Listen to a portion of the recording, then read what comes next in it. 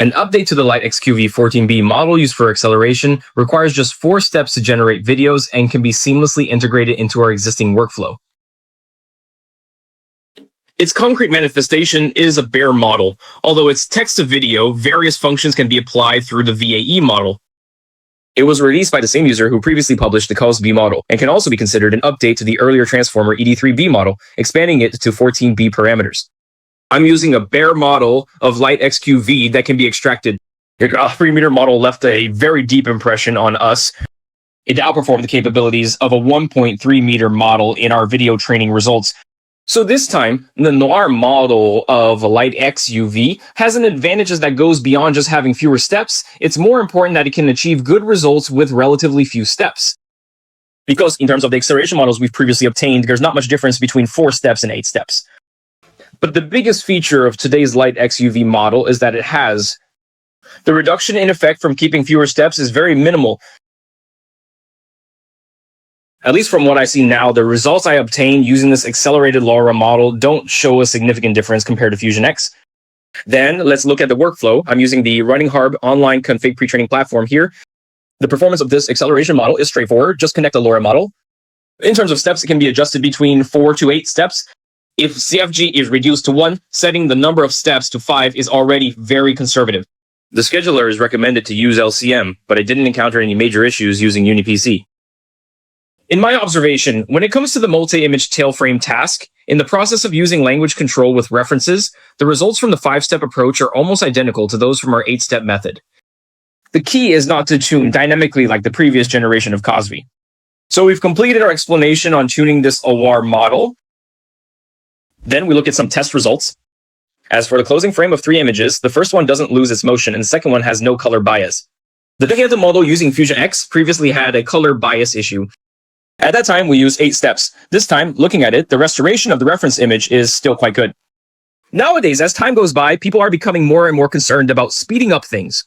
A lot of new technologies keep emerging constantly. What does this mean? It means we can complete it in 4 steps at least 5 times faster than before. Yet results faster. What would I think about the creator's identity? I can think of inserting multiple images at once during a single process run, including 4, even 6, and get the results in one go. So I created 2 more processes. In terms of step count, does a higher number of steps tend to cause GPU memory overflow, or does a lower number of steps? It's obvious that higher steps can easily cause memory overflow. With such a 5-step, low-step process, we can render many frames at once.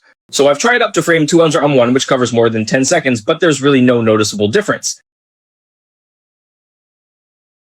In terms of the final frame of this 4-image sequence, I actually wanted to create an effect of transforming faces, then returning them, transforming again, and returning once more. It looks really great.